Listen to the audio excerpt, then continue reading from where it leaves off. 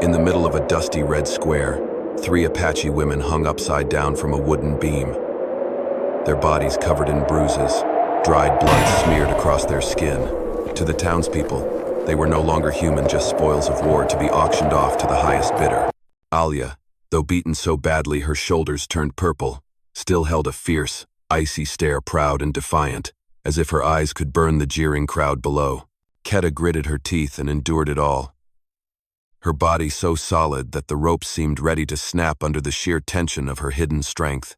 Mira, the youngest of the three, had cloudy eyes filled with fear and pain. Yet she kept breathing, holding on until fate made its choice for her. Sheriff Connolly stood below, cracking his whip against the wooden post just for fun, his voice rough and hollow. Took some sweat to catch these three Apache snakes. Who wants to buy? We sell in bulk.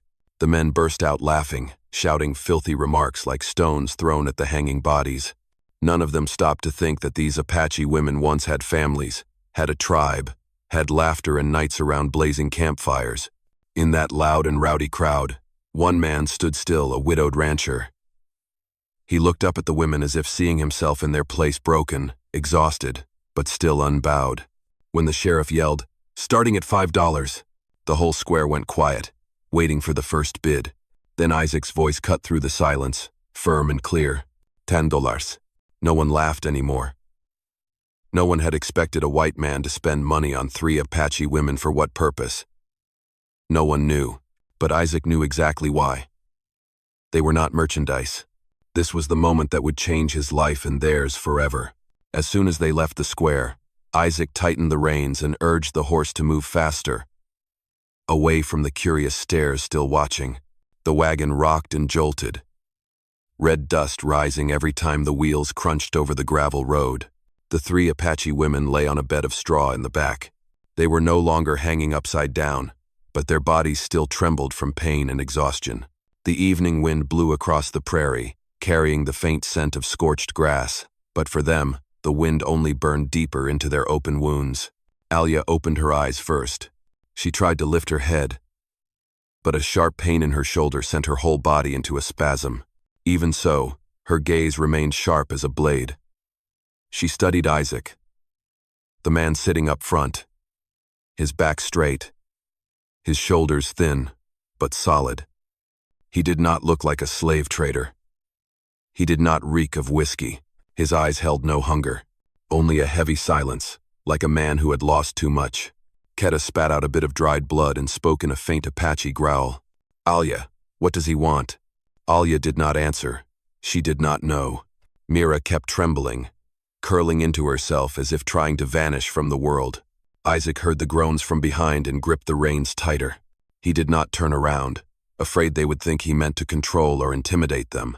After traveling about half a mile, he stopped at the edge of a dried-up stream far from the townsfolk, far from any hostile gaze.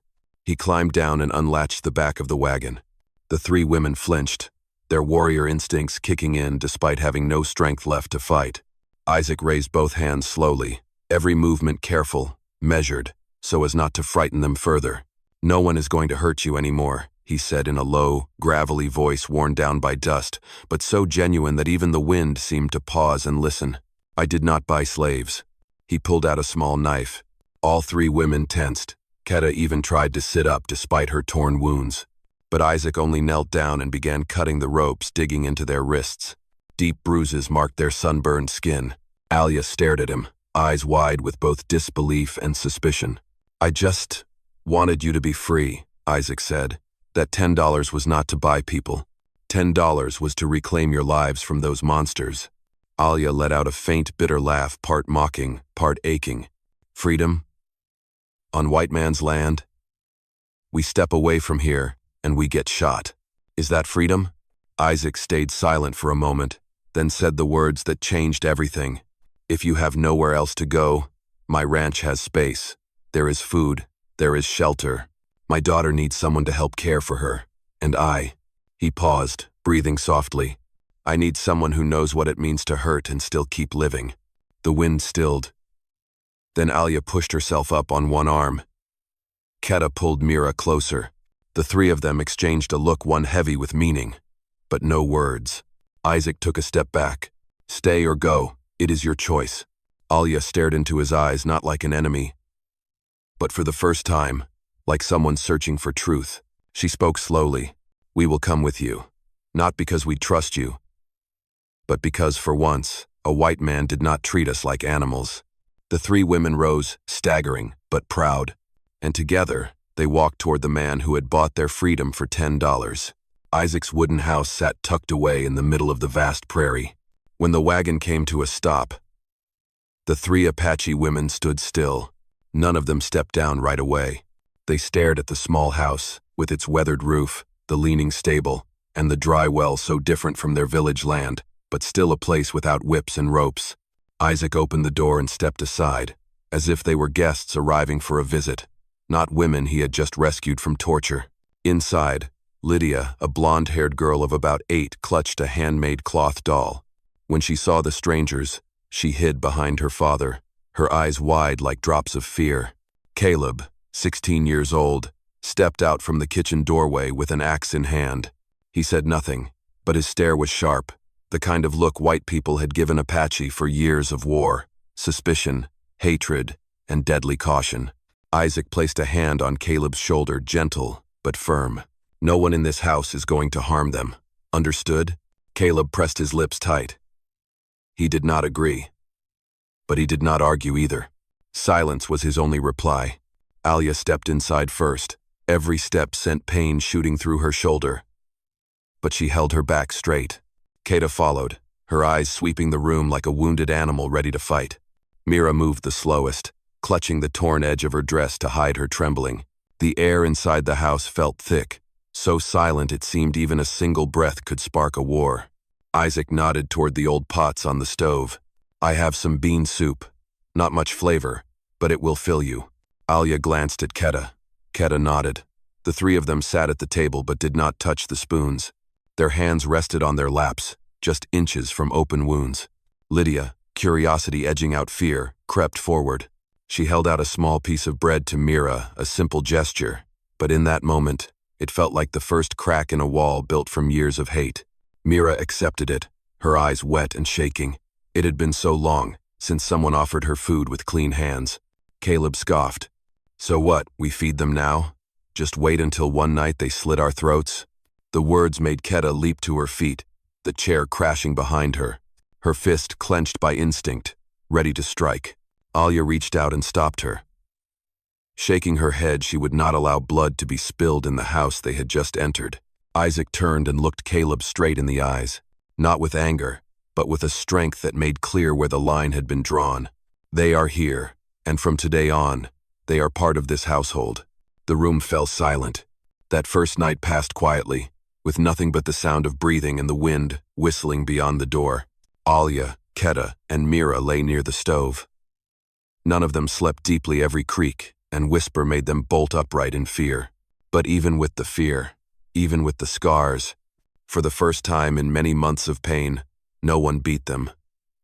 No one hung them upside down. No one tried to sell them. They had stepped into a home, not yet a family, but maybe, just maybe, it could become one. The first days at the Rowan Ranch passed as heavy as the gray sky over the frontier. No one spoke more than a few words to each other. Alia, Keta, and Mira lived in constant alert, while Caleb kept his distance like even one step closer might set everything off. But life on the frontier did not allow anyone to just sit and breathe. Work demanded hands, and it was that rough, necessary labor that became the first bridge between two worlds.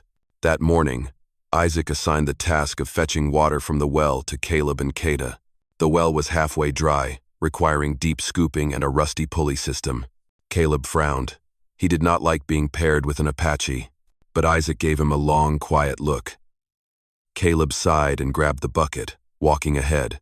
Keta followed in silence. At the well, Caleb tugged at the rope, but the dry pulley groaned with every turn, a sound like metal crying out. Caleb gritted his teeth, pulling with both arms, but the water only crept up by inches. Keta stepped forward without a word. The boy shot her a glare. "Don't." But she had already taken the rope. With a single, powerful pull, the heavy line rose like it weighed nothing.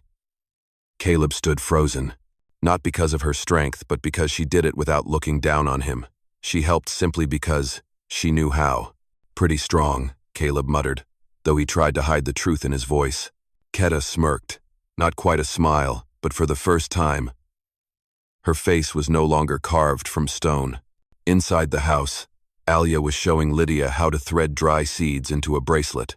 Lydia's tiny fingers followed Alia's guidance carefully, her eyes lighting up with joy every time a bead landed in the right place.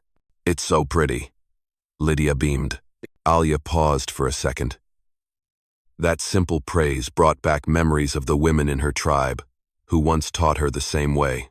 It was a warmth mixed with a sting. But when Lydia wrapped her little arms around Alia's wrist to show off the bracelet, Alia laughed. Her first laugh since the day she was captured. From the kitchen doorway, Isaac watched with a soft smile, rare and full of quiet gratitude. In the backyard, Mira was helping Isaac gather firewood. Her hands were small, but she worked diligently and with care. Each time a loud noise startled her, she flinched. Isaac said nothing. He simply moved the pile of wood closer so she would not have to bend too far. A small gesture, but enough for Mira to feel that this was not a place where whips cracked. One evening, they sat around the fire. No one spoke much, just the soft crackling of burning wood. Suddenly, Alia began to sing an old Apache lullaby, low and full of sorrow. Lydia leaned her head against her shoulder. Mira swayed gently to the rhythm. Keta closed her eyes, tilting her head slightly to soak in the warmth of the fire and this strange new feeling of safety. Caleb looked around. He said nothing, but his eyes had changed.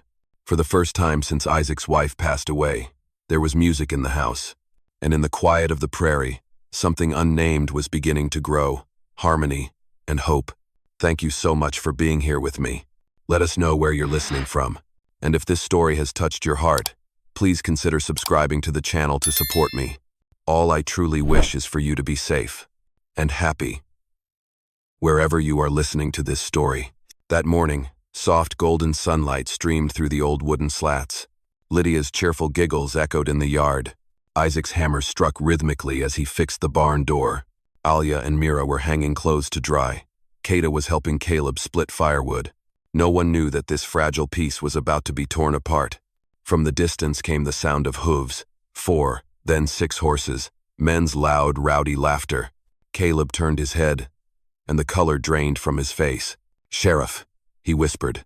Alia instantly laid her hand on the small knife Isaac had given her for protection. Mira began to tremble. Keta took a step forward. Her warrior instincts nearly fully awakened. The barn door swung open. Isaac stepped out and saw the riders approaching like a storm. Sheriff Connolly led the group, followed by 3 townsmen built like bulls, their faces flushed with alcohol. "Rowan," the sheriff barked, his voice thick with the authority of a man used to pushing others around. "We came back to collect the property you bought at the auction." Alia stood beside Isaac. When the sheriff saw her, he sneered. "You think $10 bought you the right to keep 3 Apache devils? Wrong. That sale was just me clearing out the trash. Now, I am here to take it back." Isaac stood tall. He did not shout, but his voice was clear enough to make both Keta and Caleb instinctively rise to stand beside him. "I did not buy slaves," Isaac said. "I bought their freedom." And the moment the ropes came off, they stopped belonging to anyone. One of the townsmen spat on the ground. "Apaches do not have a right to freedom." Keta stepped forward by half a stride. The man flinched. Her stare alone could make iron bend. The sheriff tried to regain control. "Rowan, I do not want trouble, but the town is whispering. They say you are harboring tribal murderers. So, either hand over these 3 women, or—" Alia lifted her chin, her eyes sharp as a blade. "Or what?" The sheriff jutted out his chin. "Or I will burn this place to the ground." That was when Caleb stepped fully beside Alia. The same boy who once hated them now gripped the handle of his axe, ready. Lydia ran out and clung to Isaac's leg, scared, but standing her ground. It was a sight that made the whole group of horsemen hesitate. A white man, a teenage boy, a little girl, 3 Apache women, standing together, not divided by race, not by blood, just one home worth defending. The sheriff looked at them, then at the fire in their eyes. He clenched his jaw. Fine, Rowan. But I am warning you, this is not over. Then let it end here, Isaac replied. The sheriff turned his horse. The other 3 men cursed under their breath. But followed. The group disappeared into the red dust. Isaac exhaled deeply. Alia slowly lowered her knife. Caleb let go of the axe, his shoulders trembling from the adrenaline. No one said a word, but they all understood. Today, they had fought as a family. After the encounter with the sheriff, everything at the Rowan Ranch shifted not with noise, but with a quiet bond, solid like oak roots clinging deep into hard ground. No one said it aloud, but everyone knew. Ever since they stood in that line together in the yard, their fates had woven together like ropes too tightly knotted to ever come undone. Mornings grew busier, but they also began to feel warmer. Caleb no longer avoided Keta. Now, they worked together as a team, the hot-headed white teenager and the quiet Apache warrior, so different, yet oddly fitting together. One morning, when they needed to move a heavy rock from the garden, Caleb struggled with the crowbar, barely making it budge. Keta walked up, said nothing, just placed her hand at the end of the bar to brace with him. Go slow. Follow my count, she said. Caleb nodded. 1, 2, 3. The rock popped out of the hole. Caleb's eyes widened. You're really strong. Keta simply replied, you are not bad yourself. It was the first time Caleb smiled comfortably in front of her. Inside the house, Mira no longer flinched at loud noises. Lydia often took her by the hand and led her outside, showing her all the small wonders only a child could find magical. A golden butterfly, a tiny bird's nest, even the skinny old cat from the ranch despite its constant grumpiness. One afternoon, Lydia brought Mira to the hilltop, where clusters of violet wildflowers grew. Mira, once too afraid to even lift her head, now stood in the field, her dress swaying in the wind, wearing a soft smile so faint only the observant would notice. But Isaac saw it, and he knew the girl was slowly becoming a person again. Not just a shadow beaten down by the past. Alia had become Isaac's right hand in almost everything. She had grown up around horses in her tribe, could read the wind, and even listen to the ground to sense coming rain. Isaac often stood beside her in the barn, the soft light of early morning making their faces feel closer than usual. You fixed the saddle wrong, Alia said, her voice low but gentle. Isaac chuckled. I have been fixing things wrong ever since my wife passed. They stood in silence for a moment. Alia looked at him, a long, searching look, as if she could see every unspoken wound he carried. In the evenings, during dinner, Alia sat across from Isaac. They did not speak much, but sometimes, just a glance between them was enough to say that both were slowly piecing their hearts back together. By the weekend, the little family had built part of a new fence, added another garden bed, and cleaned out the old barn. No one had expected 3 Apache women to work so skillfully, so harmoniously. But the truth was, they torn from their own tribe were now finding a new one, right in the place they had once feared most, a white man's home. When night fell, they all gathered around the fire. Isaac told stories about his late wife, a gentle woman who loved flowers and quiet things. Alia listened, her eyes softening. Mira leaned on Lydia's shoulder. Keta and Caleb argued playfully over who had chopped more wood. No one had to say it, but it was clear.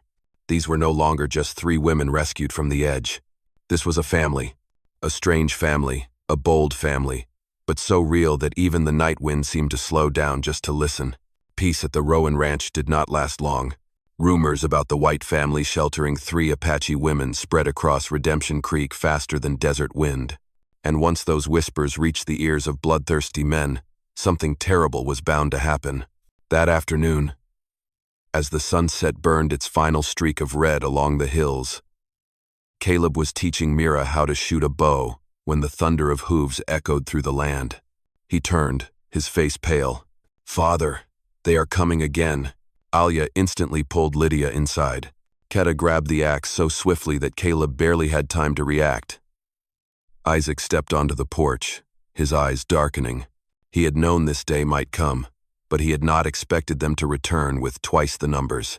Sheriff Connolly led the mob, followed by 7 or 8 armed men, rifles, nooses, wooden clubs. Their faces were flushed like roasted veal, reeking of whiskey and rage. "Rowan!" the sheriff roared. "This time, we are not here to talk. Hand over those 3 women, now." Alia stepped onto the porch. Keta stood right beside her, shoulders drawn tight like a bowstring. Mira was behind them, but her gaze no longer trembled like it had in the beginning. Instead, it carried a new, quiet steel. Isaac said nothing. He stood between them like a pillar, the only thing keeping the storm from crashing through. The sheriff cracked his whip on the ground. "Rowan, do not be a fool. The town is scared the Apaches will rise up. You keep those 3, you are turning your back on your own kind." Isaac stepped down the porch, calm but sharp as iron. "What exactly am I betraying? Whom have I betrayed? I am choosing to protect innocent people. If that troubles you, the problem lies with you." One drunken man behind the sheriff stepped forward and spat at Isaac's feet. "Why can't you understand? They are savages.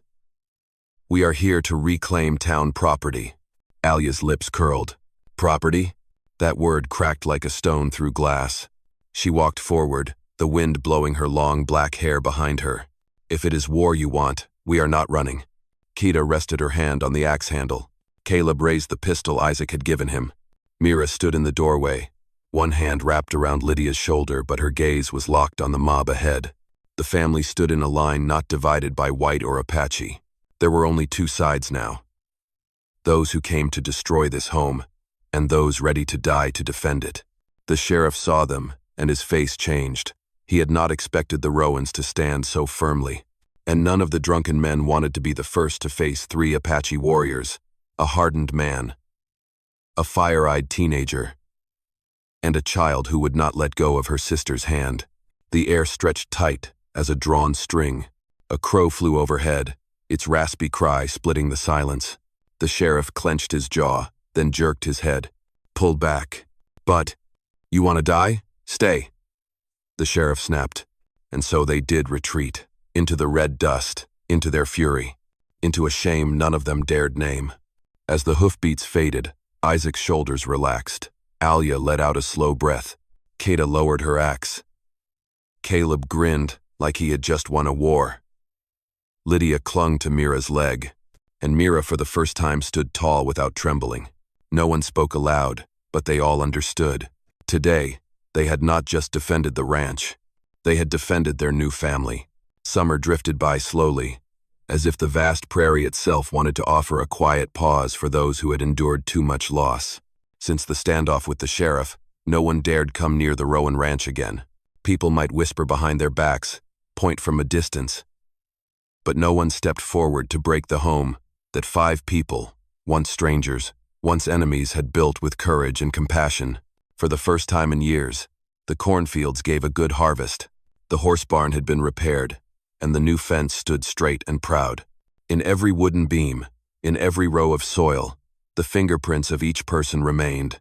Alia's care, Keta's strength, Mira's gentleness, Caleb's fire, Lydia's joy, and Isaac, the quiet force who held them all together. Each night brought laughter around the dinner table. Mira no longer flinched when a spoon hit the floor. Keta and Caleb now raced each other to hunt mountain goats like 2 mischievous kids. Lydia wore the bracelet Alia had made her every single day, proudly showing it to anyone she met. And Alia stood closer to Isaac now, whenever they worked side by side. No more distance.